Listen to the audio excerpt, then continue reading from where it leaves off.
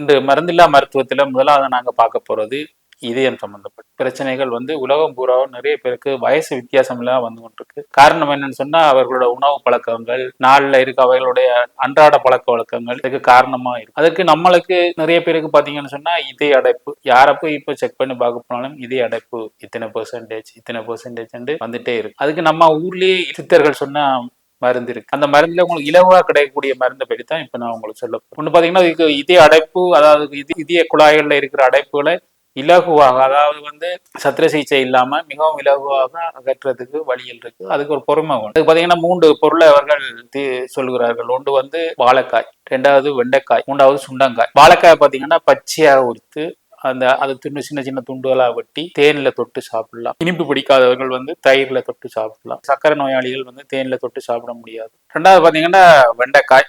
சில பகுதிகளில் வெண்டைக்காயை வெண்டிக்காய்வார்கள். இலகுவாக அது கிடைக்கக்கூடியது, மலிவாக கிடைக்கக்கூடிய ஒரு பொருள்.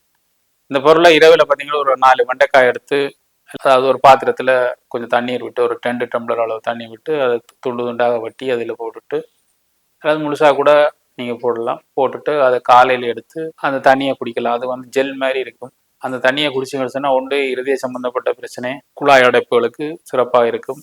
மற்றது சக்கரை நோயாளிகளுடைய சர்க்கரையின் அளவையும் குறைக்கிறதுக்கு ஒரு சிறந்த ஒரு பொருள் வெண்டைக்காய். 3வதாக கிடைக்கிறது சுண்டங்காய். இந்த சுண்டங்காய் பார்த்தீங்கன்னு சொன்னா இதுவரை உலகத்துல மருந்து உரம் போடாமல் வளர்ந்து கொண்டே இருக்கிற நம்ம ஊர்ல இருக்கிற ஒரே பொருள் சுண்டங்காய் ஒன்றுதான். அந்த சுண்டங்காய் நீங்க இலகுவாக பறிக்க முடியும். ஊர்களில் இருக்கும். அதை பறிச்சு அது குழம்பாகவும் அல்லது பொரியலாகவும் இல்லை கூட்டாகவும் செய்து சாப்பிடலாம். இந்த 3 பொருளை நீங்க மாறி மாறி ஒரு 48 நாள் தொடர்ந்து சாப்பிட்டு கொண்டு வந்தீங்கன்னு சொன்னா உங்களை எந்த விதமா எவ்வளவு அளவில் இருக்கிற இதய அடைப்புகளும் நீங்கி ஆரோக்கியமாக வாழலாம். அதுக்கப்புறம் நீங்க இதய குழாய் அடைப்பு நம்ம பழக்க வழக்கங்கள்லாம் இருக்கு. அதுக்கு தொடர்ந்து அதை சாப்பிட்டுட்டு பழக்க வழக்கங்களை மாத்தாம இருந்தீங்கன்னு சொன்னா தொடர்ந்து இருக்கத்தான் செய்யும். உங்களுடைய அன்றாட பழக்க வழக்கங்கள், உணவு பழக்க வழக்கங்களிலே மாற்றி கொண்டு வந்தீங்கன்னு சொன்னா மிகவும் சிறந்த பலனை அடையலாம். வணக்கம்.